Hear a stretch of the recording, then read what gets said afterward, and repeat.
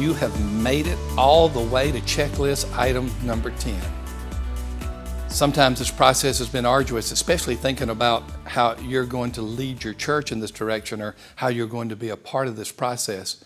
And just the implications behind it about getting people together, about 3 weeks of prayer, about the whole idea of developing a vision statement that becomes actionable, a process vision statement. The whole idea of saying this is the minimal viable involvement, belong, connect, serve, give, and go. The whole idea can in itself seem exhausting, but you've done it. At least in the learning part, you've done it. And as we get to this final 10th item on the checklist, this is perhaps as important as the rest of it together, because you can have the greatest vision statement. You can have the most actionable vision statement. You can have a vision statement that is embraced by the congregation with great enthusiasm. But if you don't do these things to embed it in the culture, it will fade away in just short order. So let's go to these, embedding the vision statement in the culture of the church. And we'll say this once again, creating the vision statement and getting congregational affirmation is really only the beginning. So what do you do, leader? Let me speak to you, pastor, presuming that we have many pastors watching this series. What do you do? Here's what you need to be doing. You need to be mentioning your vision statement virtually almost every single week. For example, when the pastor stands up and right before, say he's about to preach, Frank's about to preach, Frank just says these words: belong, connect, serve, give, and go. He's going to say, my text today is on Matthew 28. Many of you know that Matthew 28 is the Great Commission. But perhaps you haven't seen all the components of the Great Commission, like teaching and baptizing as you go. We're going to look at that. And as you look at this, I want you to understand that part of our vision statement is go. Belong, connect, serve, give, and go. And I want you to understand that this is not just a sermon in isolation. It is a sermon connected to who we are. You see how someone might embed that within the sermon? All right, let's look at it another way. Let's say a teaching pastor, an associate pastor, a deacon, or an elder, someone like that stands up and it's time for the offertory. And as that person begins to pray for the offertory, that person can say, hey, just as a reminder, our vision statement is belong, connect, serve, give, and go. We truly believe these are 5 essentials for growing in maturity as a Christian. And giving means we're giving financially, generously, with an open hand. That we are ready to let go of that which God has given to us because it's not ours at all anyway. We're but stewards. So as we take this offering, understand what we are doing is we're fulfilling the vision, that component that says give. You see the different ways that you can do it. I was talking to my son, who is also my pastor, Jess, and I was just reminding him, keep the vision statement ever in front of us. He said, I'm worried that the congregation will get tired of it. No. Redundancy will never make them tired. It will embed it. You may get tired of saying it again and again and again. But it is something that the congregation needs to hear almost every single week. I know that in the organization I lead, it's not a church, but Lifeway is a Christian organization. And there are 2 things that I just kind of say on a regular basis. One is our vision statement, biblical solutions for life. Another thing is how to get there, change or die. And they hear me say that again and again. Do I get tired of saying it? Not really, because I know that my redundancy is part of embedding it in the culture. Now here's another idea.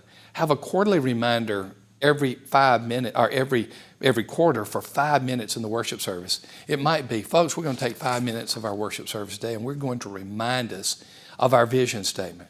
And you might have just a succinct video produced, and it's about belong, connect, serve, give, and go. And maybe the pastor stands up afterward and said, folks, don't forget our vision statement. This is who we are.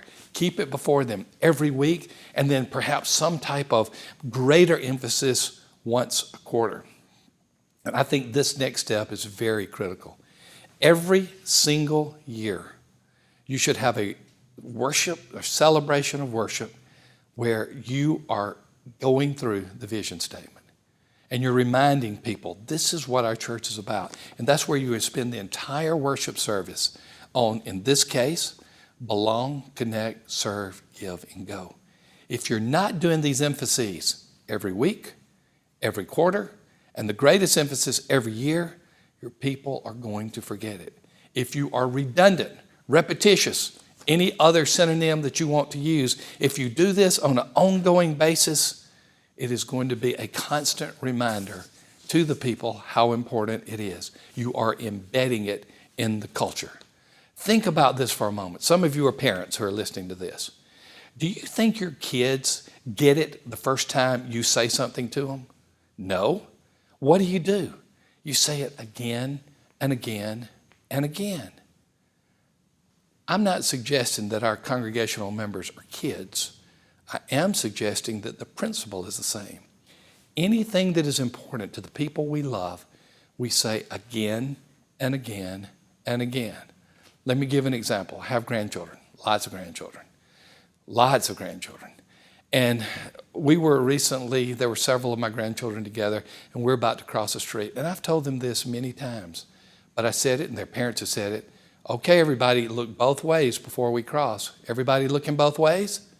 Why did I do that? Why am I redundant? Why are they hearing their grandfather? They call me Rad. Why are they hearing me say that again and again? Because I love them, and I want what's best for them.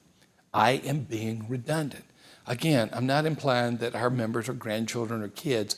I'm just saying when we truly love someone and we want the best for them, we will practice redundancy and repetition even though we may get tired of hearing it ourselves. Essentially, I'm saying this. Make the vision statement a priority of your leadership. Make it something that is not only said again, but illustrated again. For example, my son, my pastor, talked about someone that he had talked to in a coffee shop. They had asked questions about Christ. He had the opportunity to share the gospel with them. They became a follower of Christ. He connected that to our vision statement. He didn't do it in any type of self-congratulatory way, but he made himself an example of someone that said, this is a priority of my leadership. I'm going to ever remember what our vision statement is. And so he fleshed it out for them. He showed incarnately how he was doing the vision statement within the church. He made it a priority of his leadership. But don't just limit it to you as a leader. Provide ongoing examples of the vision statement in action. Some people use short videos, and they will talk about someone in our church who's helping lead our church to go to the mission field in Haiti on an ongoing basis so that we may be what? Going. So that we may be constantly going. And you can have other heroes and heroines within the church where they are saying, this is how I am carrying out the vision statement of the church.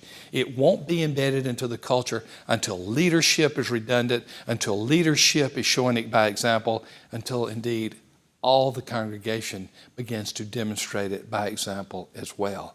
Provide ongoing examples of the vision statement in action. Every now and then, it is good to combine the offering with the vision statement. As a matter of fact, I was a member for many years of Brentwood Church here in the Nashville area. In every single offertory, my pastor, Mike Glenn, would stand before the congregation, and right before the offertory, he would either show a video or he would speak about 90 seconds, and he would say, this is what we do with our vision, and this is why you give to the church. He made giving tied to the vision. And he used the offertory as a time to demonstrate how the funds that they were giving to God through the church were being used in ministry. It became so redundant that we began to embrace it, and we began to understand fully how giving was important in the church. And then I'll say this, but I'll say it very carefully. Measure your vision statement as much as possible. You may get some resistance, but measure your worship attendance. Perhaps measure your group's attendance. Perhaps measure the quantity, the number of people who are serving within the church. Watch the giving within the church in the aggregate. Watch the number of people who are going. Look at those numbers, because those numbers can be a good indicator to you on whether or not people are increasingly embracing this vision statement. So, you get this? Embed the vision statement in the culture of your church. There's a lot of redundancies.